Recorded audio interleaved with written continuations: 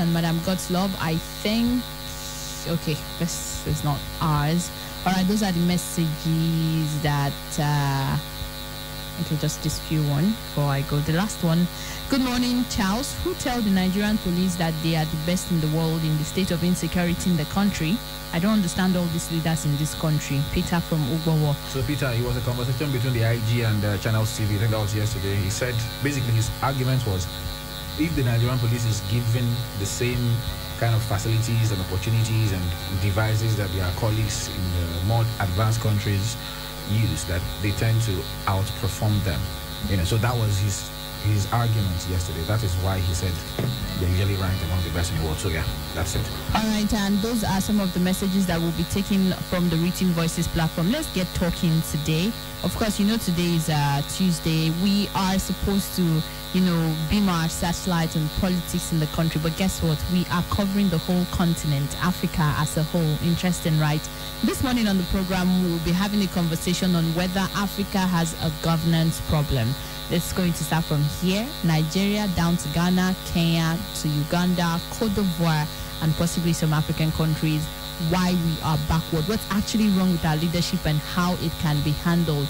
And joining us in this conversation via phone is Professor Eddie Eragbe, a professor of international relations. He will be doing justice to some of the questions that we have for him this morning on the program.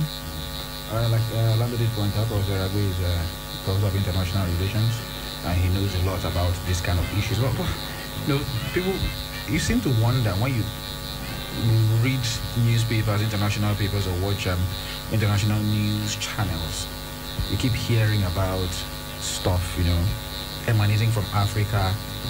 Africa is sometimes referred to as a dark continent. I don't know if it's as a result of the skin color, because we have. Or it's referred to as literally how things are being done in the country. It's dark because we are sort of backward when compared to Caucasian neighbors or Western democracy, even our Asian colleagues. So when you hear about stuff that happens in Africa, it leaves you wondering. So yeah, we have Professor Eragbe on the line this morning. Good morning, Prof. Good to have you this morning. Yeah, good morning, Charles. How are you? Good morning to our listeners this morning. Yeah. Thank you very much, Prof. So let's get into the conversation fully.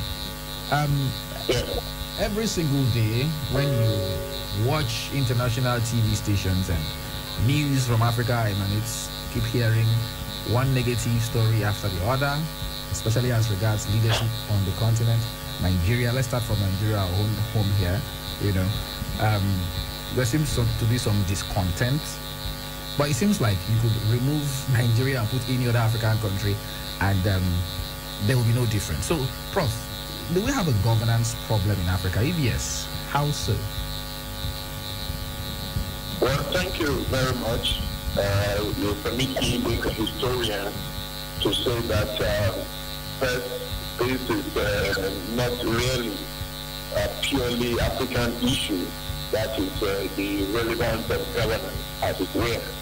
Governance is very, very important if there must be progress and development, because key issues that have to really do with governance border on the questions of how you provide security for your people so that they'll be able to pursue happiness, just like the Americans declared in the Declaration of Independence in 1776. That is the real essence of government, providing enabling environment for citizens and people to be able to pursue the things that will make them happy. And what are those things? Livelihoods, that is good living, and it has been reduced to issues of shelter, food, and of course jobs, because jobs enable you to pursue these things in question, and of course health issues as well. What we want to state now is that yes, Africa, the news coming out from it is not very savory at all. It is not one that we can be proud of as a continent. And that is because we are not the only people on earth that are having challenges or problems.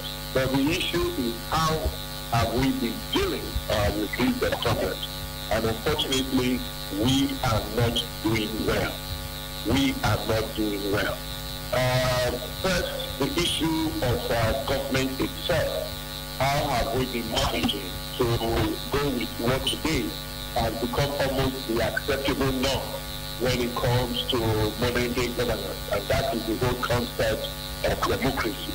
It is that we know it is not the only form of government, but for quite some time now, it has been seen and shown to be the preferred one, especially as it allows the people a great role to play in, of course, deciding those that have to rule or govern them.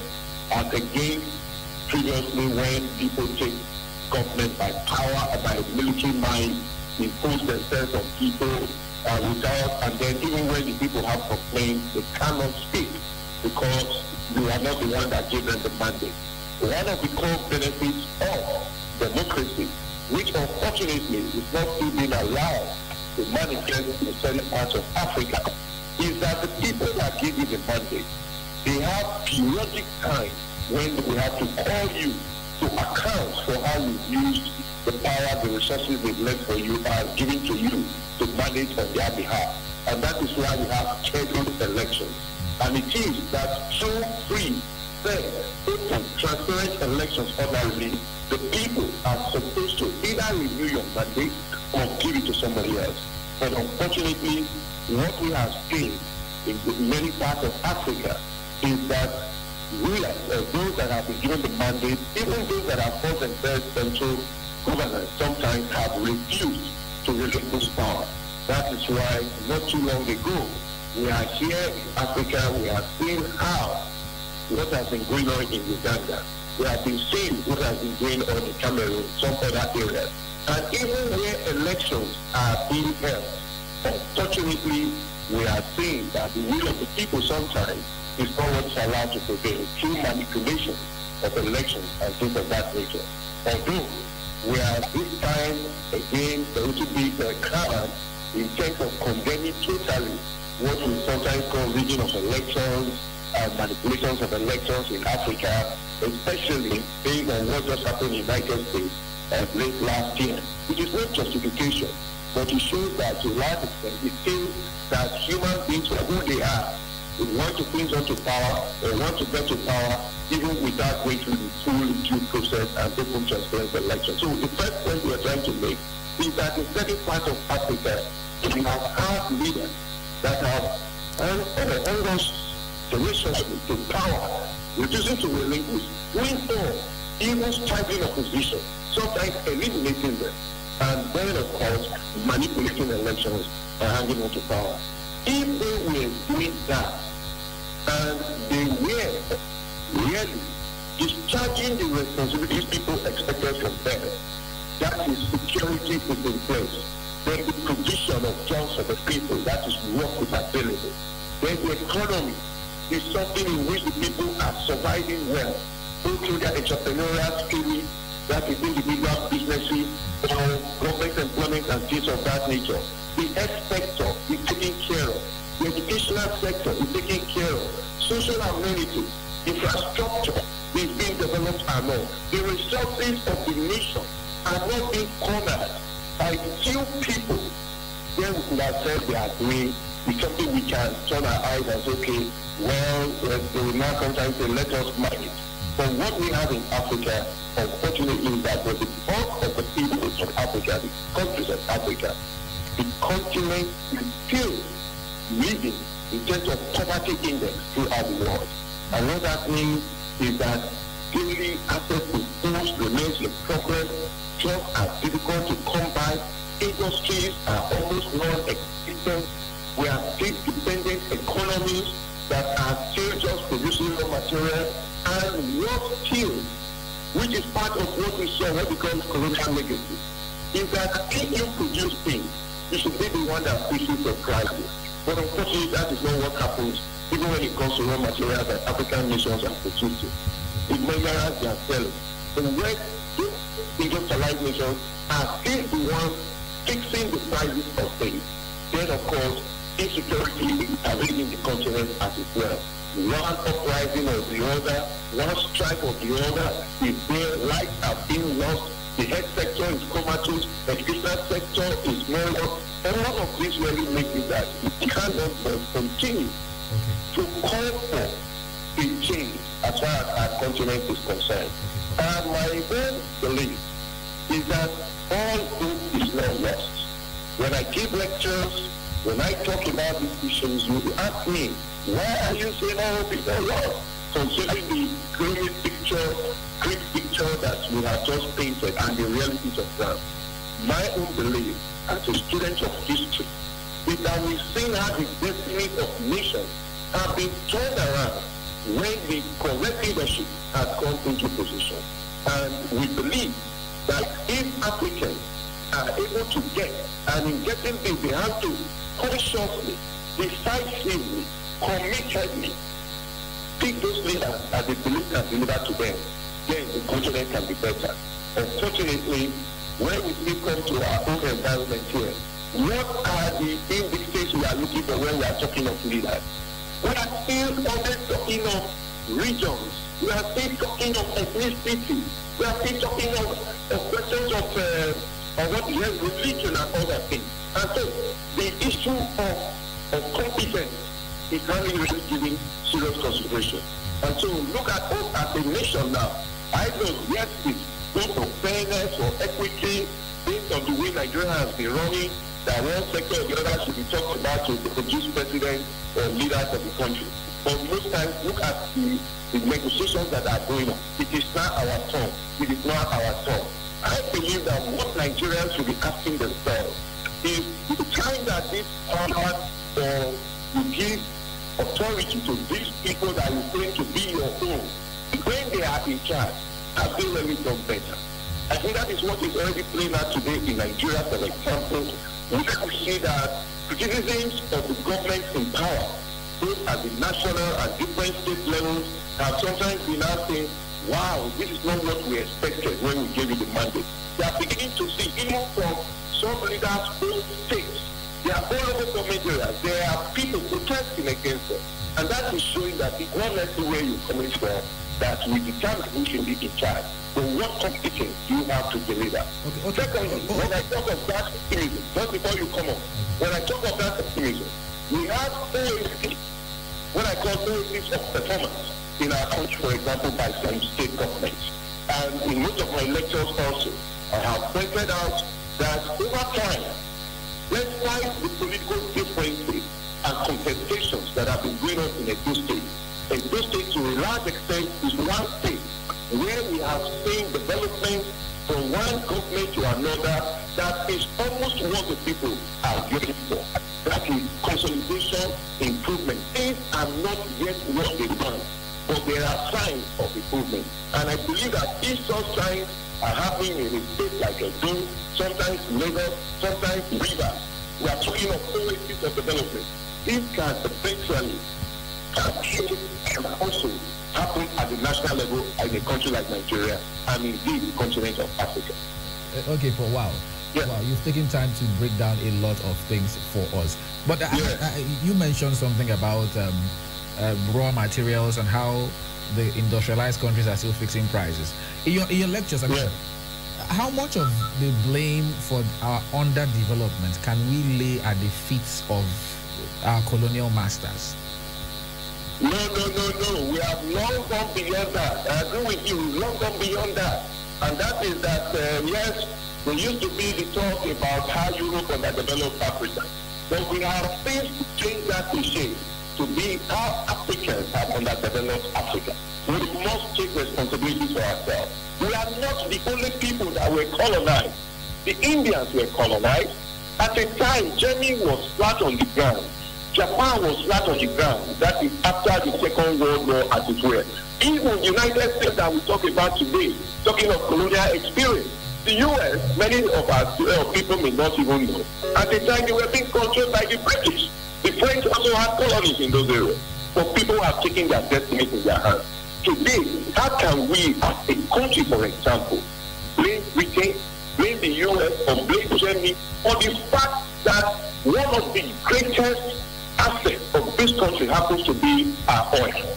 And then, years ago, talking about going backwards and not developing, we had the foresight to invest in constructing refineries, because we know that it is important that you must get fuel and other things, petrochemicals and things for you to work as a nation, that you cannot be importing such things. How can we really, as a nation, not be ashamed that today the refineries we have in our country, none of them is virtually worth?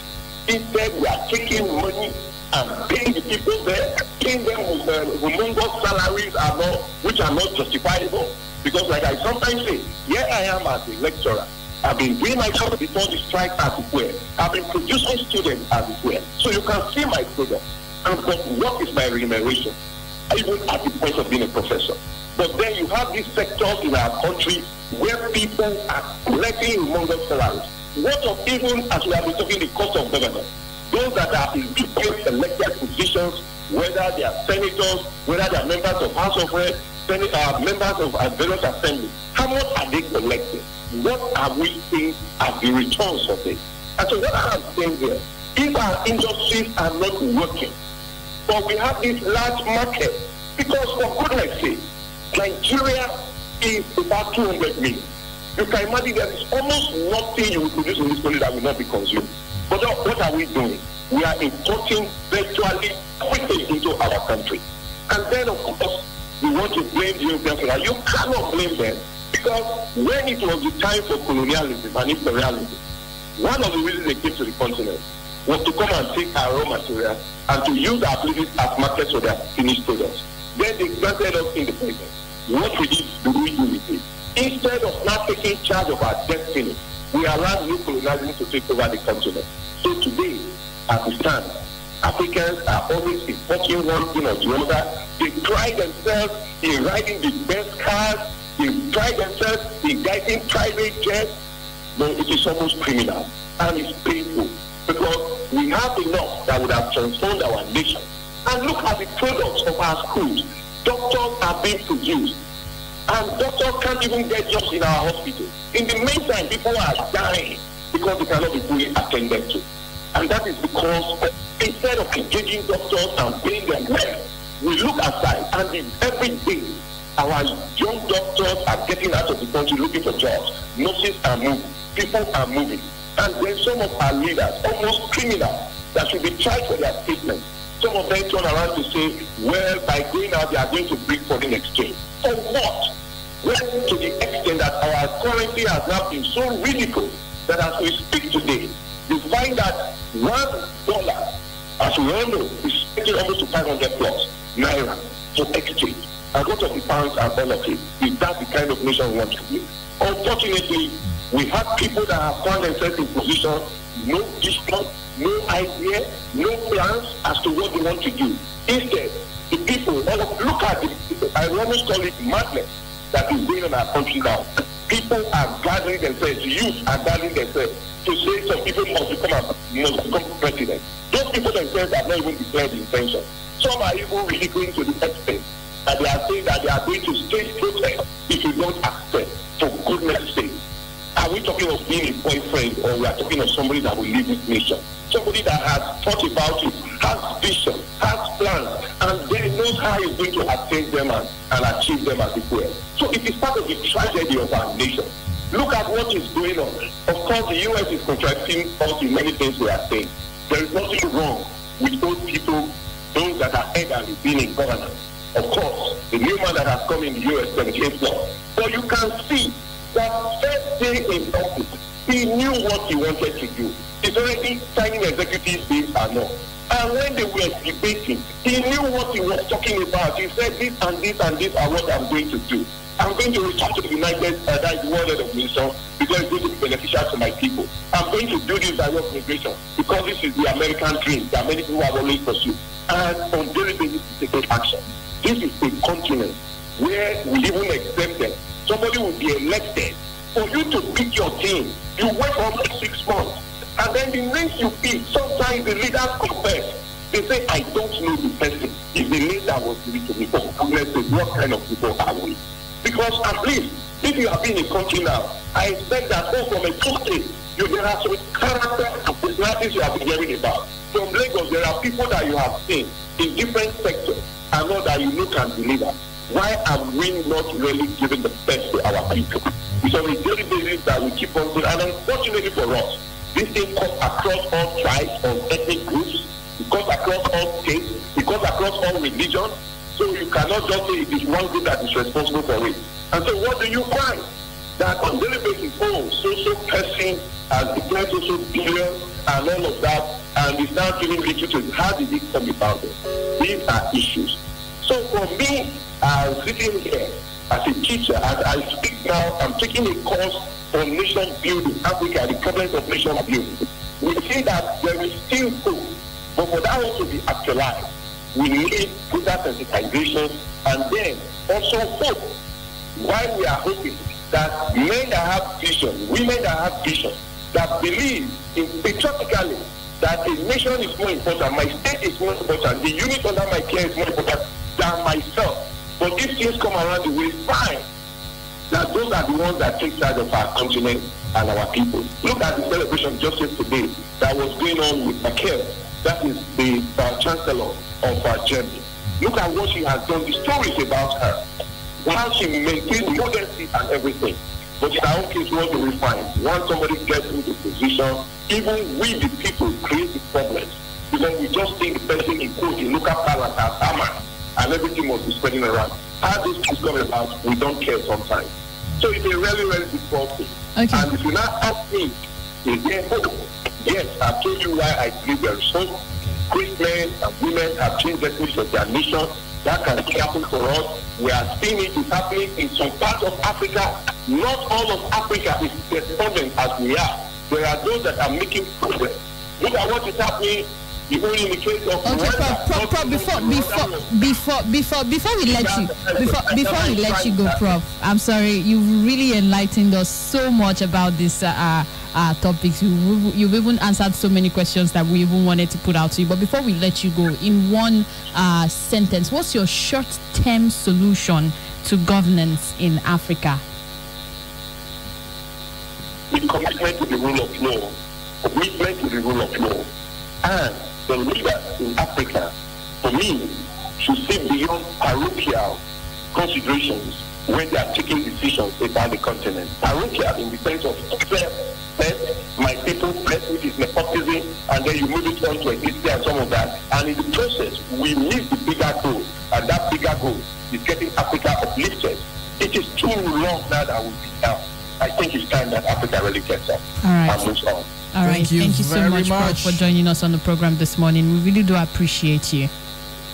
You're welcome. Thank you again. God bless you. All right. Have a wonderful day. Okay, that's Professor Aragbe, Professor of International Relations, doing justice to everything we want to talk about. You know, he even said, "I am taking a class now," because he said, "Okay, I'm going to take part in this conversation, but I have a Zoom class by 9:45." So he was very interested in this conversation, and he heard him say he's taking a class on challenges of leadership in Africa. It's in Nigeria, I think we're even better off than many other African countries. You think so? You well, to an extent. Well, I mean, that should be what you say. The bar has been brought low on most of the continent, especially sub-Saharan Africa. But even as low as the bar is, I mean, look at it. Every 4 years, we hold elections in the country. From 1999 till now, we've had transition. We even had a sitting president lose and step down for someone to come in, right? In Cote d'Ivoire, their constitution is very clear. After 2 tenures, you step aside. Now, when his tenure ended, Alassane Ouattara had the constitution amended to give him the chance to run for a 3rd term. This caused problems. He didn't care. I mean, he's there. Recently, was not 2 Uganda. years? We also have Uganda. We have Congo. So, Congo's president has been in leadership for over 30 years. Our neighbors here, Cameroon also, I think 34 years so too.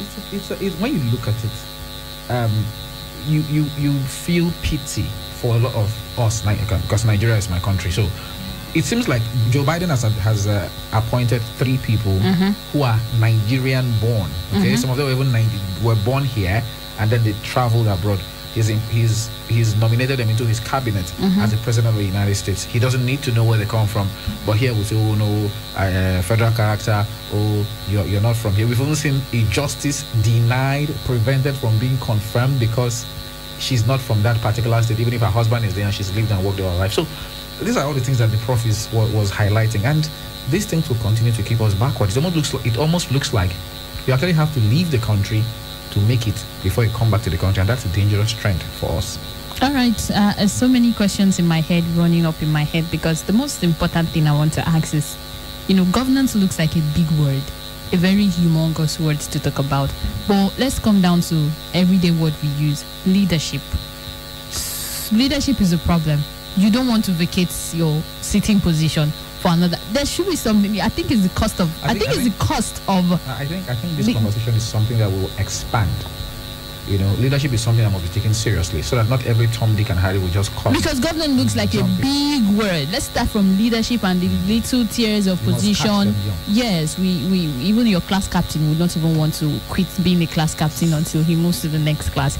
Anyways, it's time for us to have you into the conversation right now. Just a 30 seconds opinion, and then we'll move over to our UNHCR student debate and town hall talk. The numbers are 0706 263 9275, 0903 939 4427, and 0812 178 9154. 30 seconds. Good morning.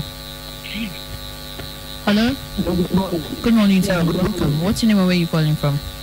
Mr. Nigeria, calling from Odoro. Mr. Nigeria, go ahead. Oops, sorry about that. Hello, good morning. What's wrong with the phone lines this morning? Just a call, and hello, good morning. Hello, good morning. Good morning to you. Welcome. What's your name and where are you calling from? This is Mr. Omosi from calling from Benin. Welcome. Go ahead. Yeah, I think I listened to our erudite Professor Eddie Ragbe. It's a wonderful one this morning. I think I enjoyed his talk, and part and parcel of it. Anytime you want to have a seminar in Benin, I'm always there. The question I continue to ask, if he's hearing me this morning, in 1999, why did the professors and the academicians leave the politics of Nigeria to this set of politicians? Why do they leave it? Why do they leave it? Yeah, they left everything for the crop of politicians we have today. Why do they do so? I want to have an answer to that question. Why do they leave it to this crop of politicians that we have today? Thank you and good morning, Charles. I'll send your question personally to Prof on his message line, okay? I promise I'll definitely do that. Okay, just one more call and we are up. Hello, good morning. Hello, good morning. What's your name and where are you calling from? Yeah, my name is Ibrahim Momo. All right, welcome. And I'm calling from Ugbawa in Benin. Go ahead. I'd like to first commend you guys for bringing on Prof. It's one of our very best, at least you will do, with all due respect. So I'd like to first commend him for a job well done. And to also speak to the fact that I think after I spoke and Charles was talking to this, you guys are talking about the idea of longevity of things. It's my humble opinion that it's not a challenge how long a person spends. Look at all the Asian tigers, whether it is Indonesia, Malaysia, Singapore, Taiwan, South Korea. These countries had leaders who ruled for a very long period of time. Look at the example also gave the issue of Germany, Angela Merkel, the Chancellor. She was there for over 15 years. So the third is essentially the country, the individual, the process. How do we elect our leaders and who are we electing? All right, thank you. Okay, so today we are complaining, but we are leaving the parties, the major parties for museums, and then we are complaining that the system is bad. That's my take. Thank you. All right, thank you so much. We're out of time. Thank you so much. We would have loved to hear more, but we're out of time. So this is how we end it this morning on the show. All right, coming up next is UNHCR student debate and town hall talk. We'll be back at 10 a.m. for news update. I am Godslove Orlando. And I'm Charles Oporum. Good morning.